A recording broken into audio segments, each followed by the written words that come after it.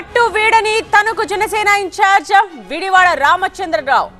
దానికి సంబంధించిన breaking news ని మనం చూస్తున్నాం. ఇవాళ కార్యకర్తలతో ఆత్మీయ సమావేశం ఉండబోతోంది. స్వతంత్ర అభ్యర్థిగా బరిలో ఉండాలని అనుచరులు ఒత్తిడి చేస్తున్నట్టుగా తెలుస్తోంది. విడివాడను బుజ్జగించేందుకు జనసేన నేత కనకరాజు సూరి ప్రయత్నిస్తున్నారు. పొత్తులో టికెట్ టీడీపీ మాజీ ఎమ్మెల్యే రాధాకృష్ణకు కేటాయించారు.